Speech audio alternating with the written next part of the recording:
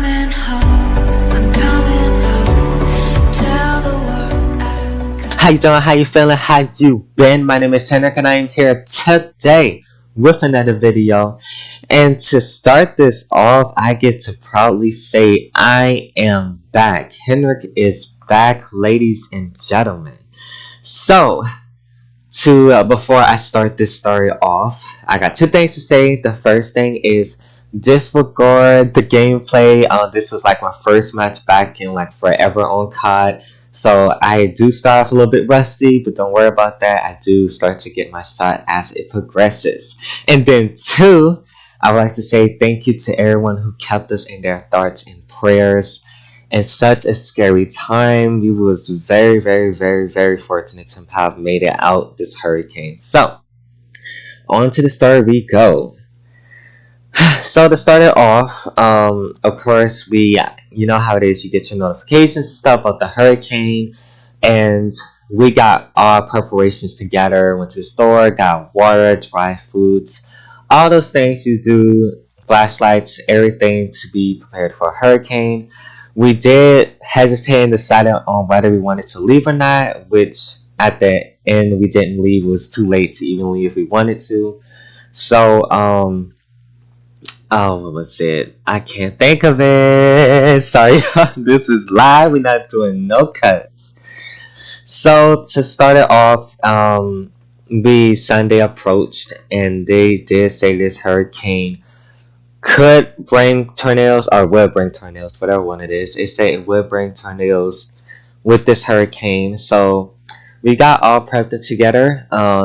Hours before the hurricane did hit on that Sunday, which is a Sunday I'll never forget, I decided I want to make a video, which that's my previous video, Splitgate video. Y'all can check that out. You know, I did collection agency streaks, and I did some crate openings. And of course, I did mention that video as well, that hey, hours before this hurricane, going before it tears us up, to be put in y'all thoughts and prayers. So, then, you know, I got my video, all that uploaded. And I decided, hey, you know, I'm tired. I was up all night. I want to just take a nap before the hurricane hits today, which I thought was going to hit the evening. But the hurricane actually started hitting us around that noon time. It started hitting us. The winds was really strong, which I got my phone out and stuff. And I was just sending videos to my friends, to my squad, the T squad. And, you know, I was just kind of doing the start of a documentary. So I sent videos to them and stuff, but then the wind got really too strong. So it's like, you know what, let me just get inside the house because I shouldn't be playing with this wind. I was on the patio, not all the way out. Yeah, I was on the patio that was screened in, so, but still, you know, you shouldn't be testing your luck like that. So, after that, I kind of mixed that up. I mean, like, I took a nap after I did that little beginning of my little documentary. I took a nap, and then when I did wake up, it was waking up to chaos, to my family screaming like, hey, like I need a pot, and I need a towel and stuff, because the hurricane, that's how we know it officially started hitting us, because the apartment started flooding. We had water coming in from the windows. We had water coming from the front door. We had water coming from the patio, and just it had water coming from the roofs just about in all rooms but the bathroom, because the rest of the house was pointing outwards, where our apartment said it's outwards, most of our things apartment, and it's next to an open field, so you already know what was going to happen. So we put pots and stuff everywhere, and it didn't take long for Hurricane Ida to take the power out. She didn't take long. It did not take long for the power to go out. I didn't expect it to go out that early, but fortunately, we already did things like charge our phones, everything, have all the flashlights and all that ready. So we already know it was going to be bad because it was flooding and stuff. And then we decided, like, the wind was so strong and it was so dangerous. My mom read an article which she seen that, you know, hey, you need to close all the doors and close the curtains, and and make sure the doors, just everything is closed up. Well, that's the curtains, the blinds, and the doors. So it was all closed, and we just had to hide in the bathroom because it was just that bad. Like it was, the winds was so strong, and it started to sound like a tornado. And y'all already know how that goes. Like tornadoes, you need to take cover ASAP. So we took cover, and it just was bad. Like we heard stuff getting thrown all over the place, things getting ripped apart. And our apartment had a fireplace. So it had a fireplace, and it we could tell like something, like we could tell that tornado was hovering over us, and it just kept trying to look like it was trying to yank the fireplace out or something. And we learned that it was constantly, we had to block that because it was, this hurricane sized tornado was sucking up all that empty air, that free air. So they had to improvise and put the table in front of the fireplace, which at the end the table did save our life. And we had to, that table stopped from that free air that was getting sucked up by the tornado. And honestly, like, we was literally scared and praying in our bathroom because it was just, you hearing everything get torn apart, and you just hear the apartment complex like just about like shaking. And it's like there's nothing else you can do but just pray and hope that that roof doesn't rip off, because the roof did, then we already know that, that's a done deal, that's legitimately a done deal. And we stayed in there. We had to keep going out there checking to make sure that the rain was going in the pots and the bowls, all that stuff. And that ice stayed on us for like 4 to 5 hours. That ice stayed on us the whole time. And it was just scary, it was not a great time. Like, just, it was the longest of our life, and even everybody else in the complexes agreed, like, that stayed on us for the longest, and it felt like it was never going to end. Like, and it got worse because besides our apartment complex getting torn up, we already know that this hurricane was going to go straight to the rest of our family members next. It's going to hit them next. And it was scary because I remember we was telling my sister, and it's like they had to run because the roof was ripped off of their house. So there was like half of the roof was ripped off their house, and it's like, y'all need to make a run to the family down the street, and it's going to do the tie the ropes to the kids and everybody together and just go for it. So it was scary because we was stressed over that. It's like, hope they make it. And then they say they did, but then after that, around midnight, after the hurricane finally like tore us up and wore us down, we had no service. Like, legitly, our phone said no service.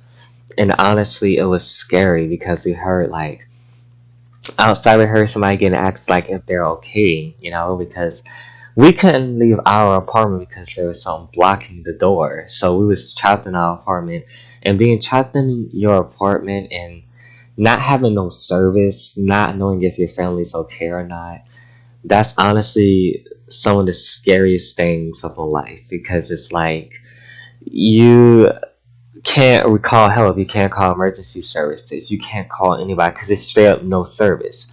Which we figured out later on that the communications tower was taken out, and that, if I'm not mistaken, if I'm not mistaken, the communications tower was in the Mississippi River.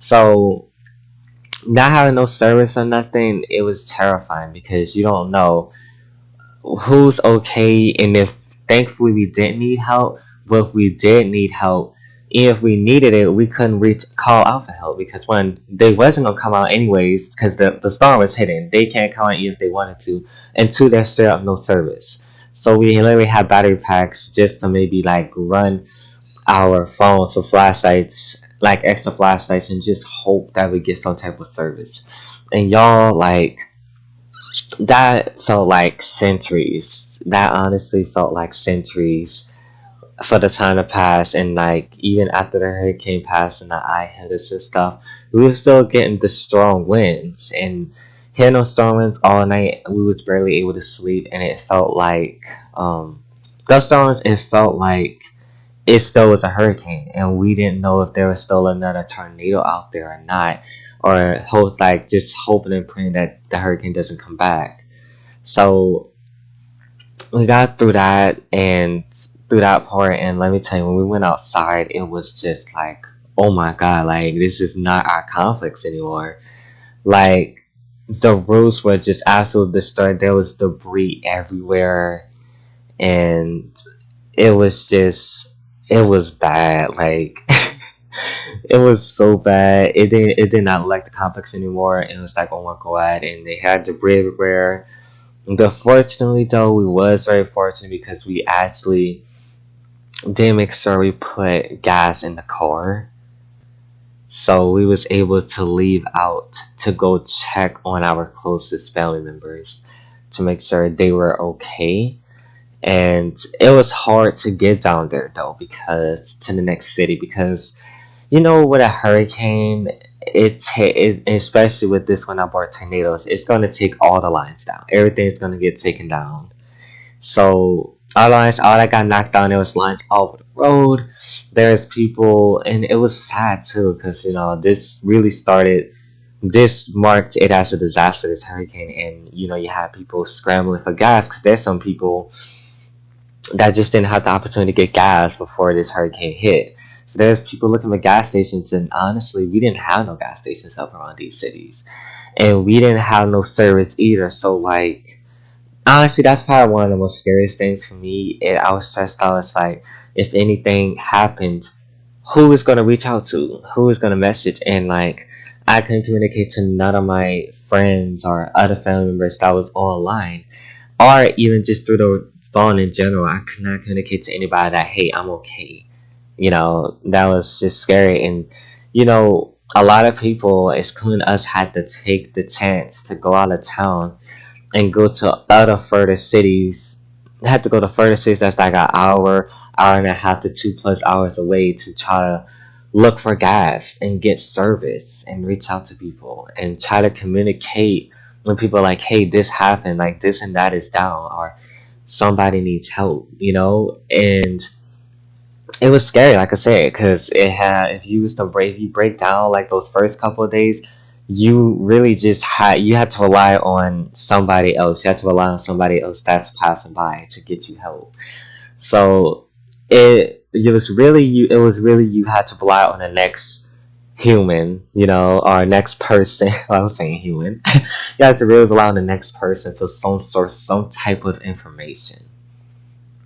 And it was just like, I was just so stressed because it's like I didn't know what to do, and it's like, do people like? Well, how will people like? Do people know that we don't have any service? Like, how are we supposed to reach out to people for supplies and A, B, and C, you know?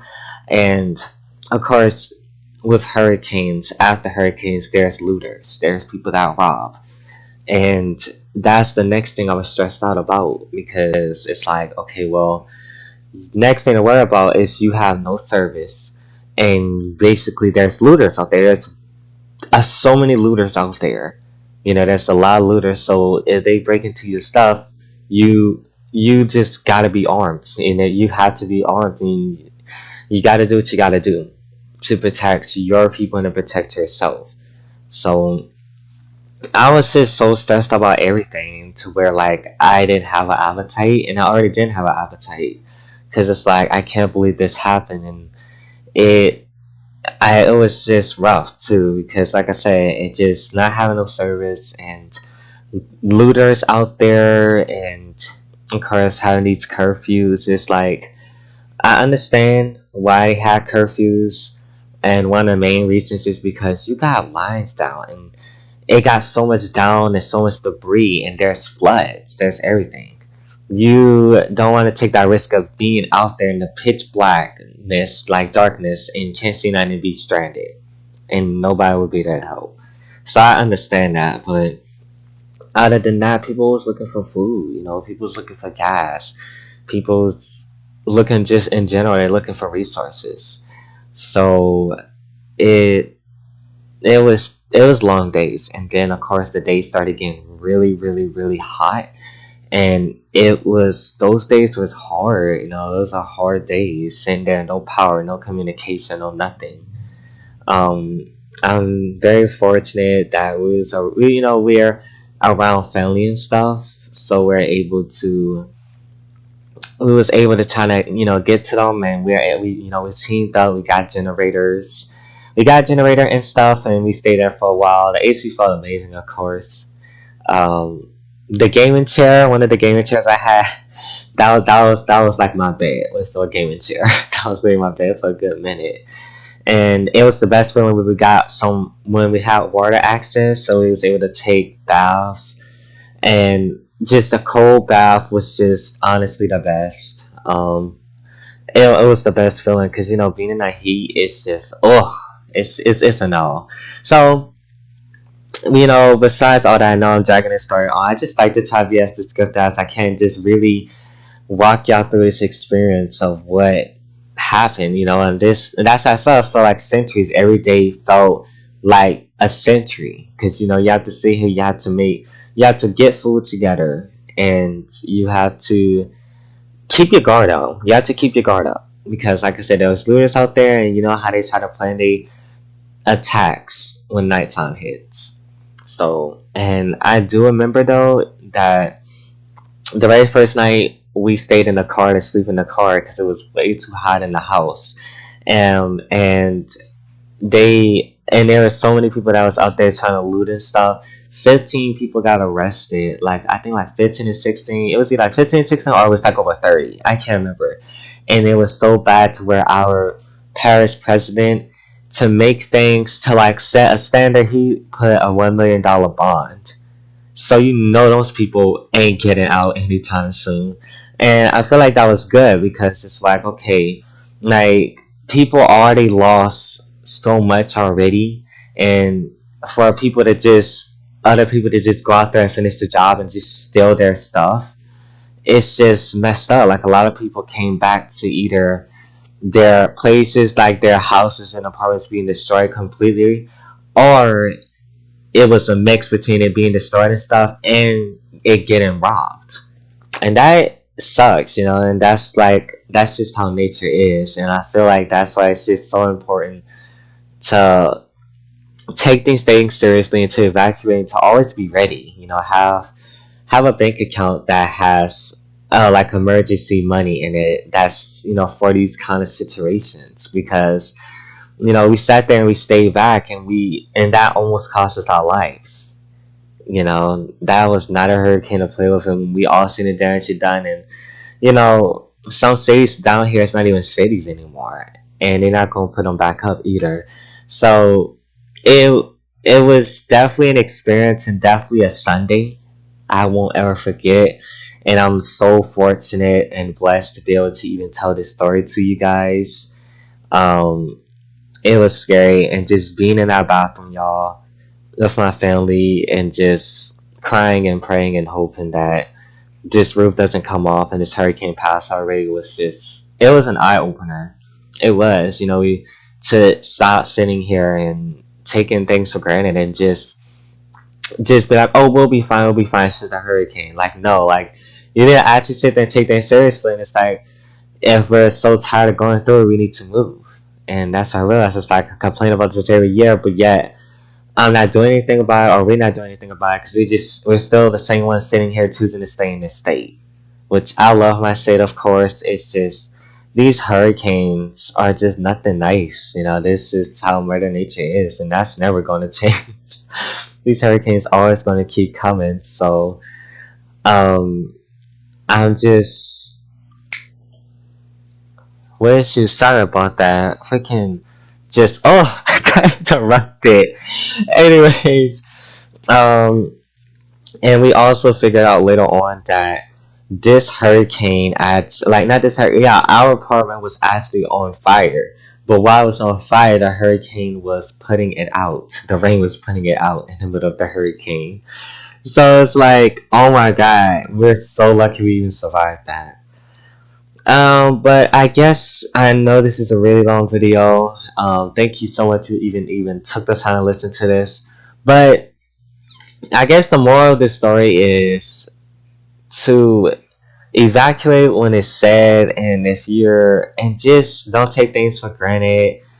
And just be there for one another, and just, I don't know, like, just be there for one another. Don't take things for granted. And just, just be appreciative and grateful for everyone around you, because I can imagine the people that was going through that by themselves. I can imagine that. Um, oh my god, I just can't. I'm tired of these hurricanes, y'all. I think that's just about pretty much it. Besides, apartment getting destroyed, which I did tweet that a while back, and I decided that, hey, I wanted to really take the time to tell y'all this story. I love, of course, y'all can tell from my videos, I love talking. So this is why I need a podcast. This is why I need a podcast. But yeah, that's pretty much it. Just thank y'all so much for listening to this, for the support, for reaching out, hearing my story, and just understand, just always check on your people and just don't leave them hanging.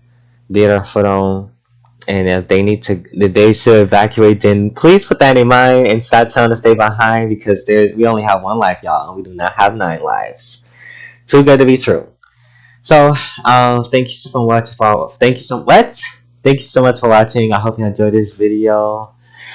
And before I say that, I am back.